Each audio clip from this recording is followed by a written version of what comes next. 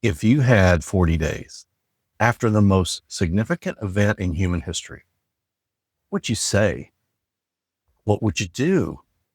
Who would you gather together? And what would be the one thing you made absolutely certain they heard before you were gone?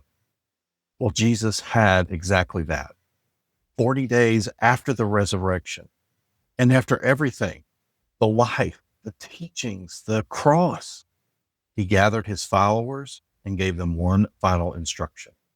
Not a strategy deck, not a 5-year plan, just this: go. I'm Bill, and this is the greatest leadership story ever told. It's a 5-episode series where we look at the good news of Jesus, not just as the most important story in history, but as the most complete picture of leadership ever lived. Now, this is our final episode, and I think it's the one that lands closest to home. Let's dive in. Matthew chapter 28, verses 18 through 20, Jesus speaks. All authority in heaven and on earth has been given to me. Therefore, go and make disciples of all nations, baptizing them in the name of the Father and of the Son and of the Holy Spirit, and teaching them to obey everything I have commanded you. And surely I am with you always, to the very end of the age. Now look who he's talking to. This isn't a room full of trained scholars or experienced religious leaders. This is a small group of ordinary people. It's fishermen, a tax collector, a man who had doubted him to his face just days earlier, people who just weeks before had scattered in fear the night Jesus was arrested. And Jesus looks at this group, this unlikely, imperfect, still figuring it out group, and he gives them the most significant assignment in the history of the world. And here's what I want you to notice before he sends them out. He doesn't say, go build your credibility first. He doesn't say, get more experience and come back when you're ready. He doesn't say, go find better people. No, he says, all authority has been given to me. And then, therefore, go. The authority isn't something they need to go acquire. It's already been established. The resource isn't the question. The question is whether they'll go. And notice the promise that he attaches to it. I am with you always, to the very end of the age. He's not sending them out alone.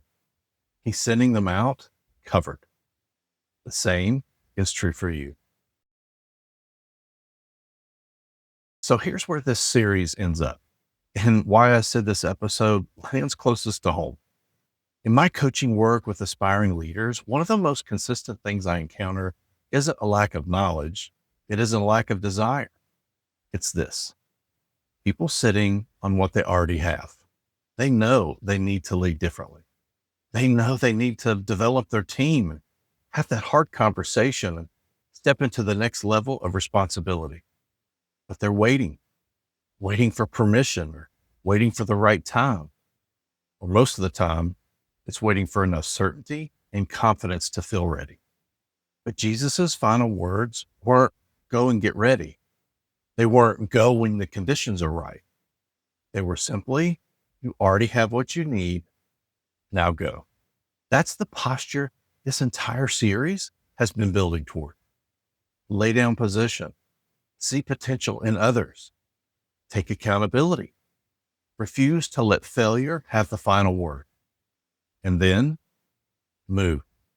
Use what you've been given and don't sit on it. Here's the one thing I want you to carry out of this series.